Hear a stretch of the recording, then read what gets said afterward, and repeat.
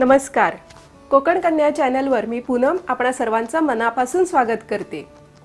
नवरात्रोत्सव चालू होतोय, यासाठी आपण उपवासाचे काही पदार्थ करणार आहोत जे रुचकर आणि झटपट होणारे असतील.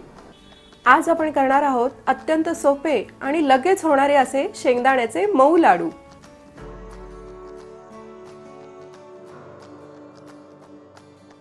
तर मग करूया सुरुवात. यासाठी लागणारे साहित्य पाहून घेऊया.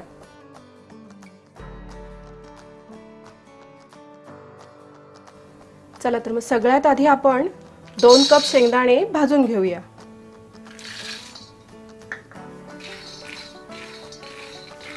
गॅस फुल ठेवला आहे, त्यामुळे शेंगदाणे असे हलवतच राहा, नाहीतर मग ते खालच्या बाजूने लागले जातील.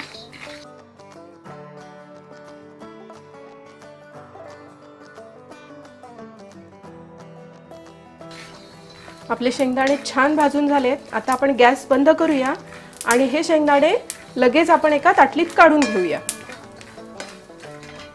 आता आपण या दाण्याचं कूट करून घेऊया.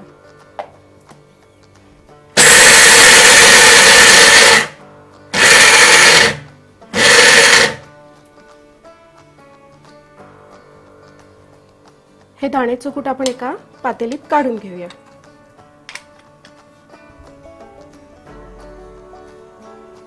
मी हे थोडे शेंगदाणे मिक्सरच्या भांड्यात घेतले आहेत, कारण ह्याच्या बरोबर आपल्याला गूळही बारीक करायचा आहे.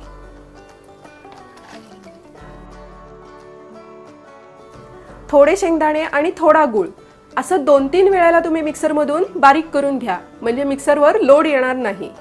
हे गूळ आणि शेंगदाणे आपण मिक्सरमधून थोडं फिरवून घेतलंय. आता ह्याच्यात आपण 2 चमचे तूप घालणार आहोत, जेणेकरून हे चांगलं एकजीव होईल.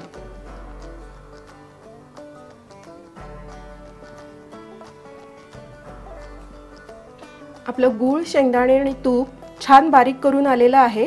आता हे आपण दाण्याच्या कुटात घालूया.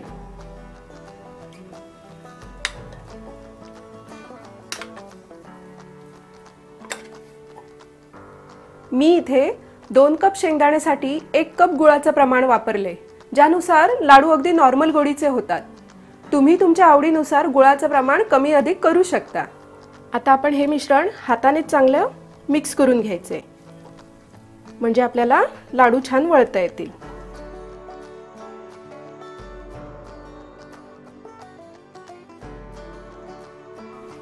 आता या मिश्रणात आपल्याला अगदी जरासं मीठ घालायचं आहे.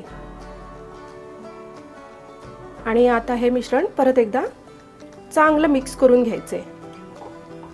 आपलं तूपही अगदी छान व्यवस्थित पडलेलं आहे. तूप आपल्याला इतपतच घालायचे जेणेकरून आपल्याला लाडू वळता येतील, नाहीतर मग तूप जास्त झालं तर मग त्याच्या वड्या पाडाव्या लागतील.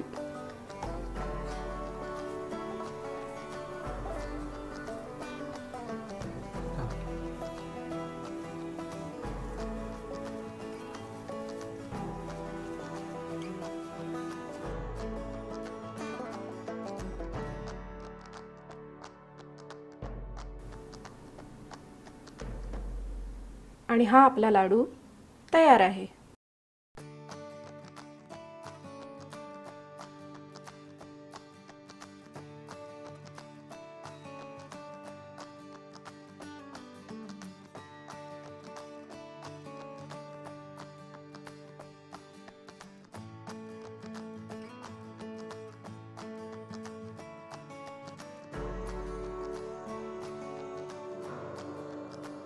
मी दिलेल्या प्रमाणानुसार तुमचे 10 ते 12 लाडू सहज होतील. आणि हे लाडू करायला तुम्हाला 10 ते 15 मिनिटं खूप झाली.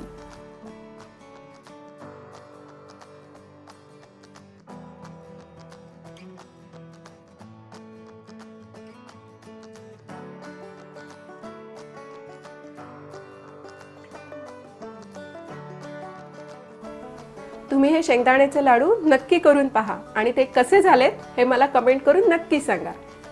धन्यवाद.